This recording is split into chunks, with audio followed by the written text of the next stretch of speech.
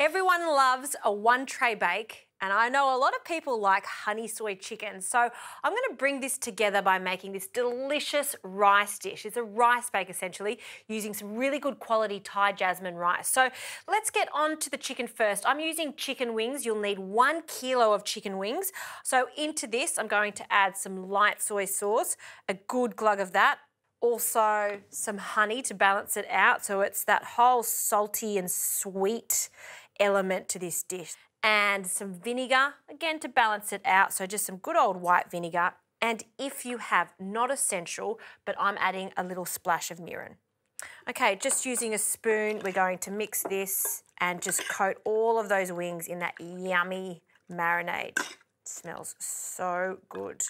All right, let's pop that to the side. So I'm going to be using a baking dish that can not only go on my hob, but can also go into the oven.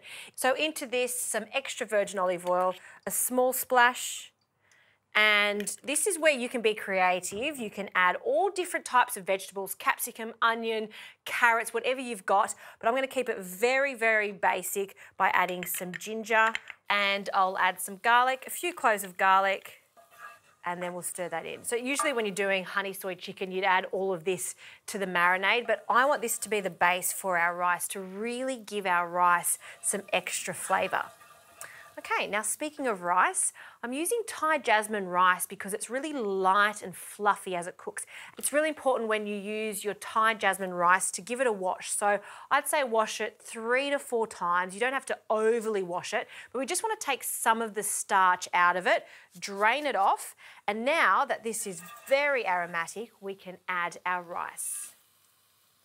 Now we want to stir that in our oil and our garlic, and just let that toast off for a moment. Now it doesn't look like a lot of rice, but it will double in size as it cooks with the liquid and the chicken. So let's get some chicken stock, about 500 mils, and we're going to cover our rice with our stock.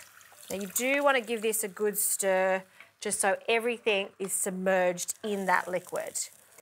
And now for our chicken. So our little pieces of chicken can go into our rice, and you just want to nestle them into the dish. And you can see all of this yummy marinade, don't waste it. That also can go straight in. You can see that some of that honey is stuck to the bottom. One last stir, and then we'll pour that over, and that's it. It doesn't get any faster than this. I'm going to bring this to the boil, then it goes into the oven.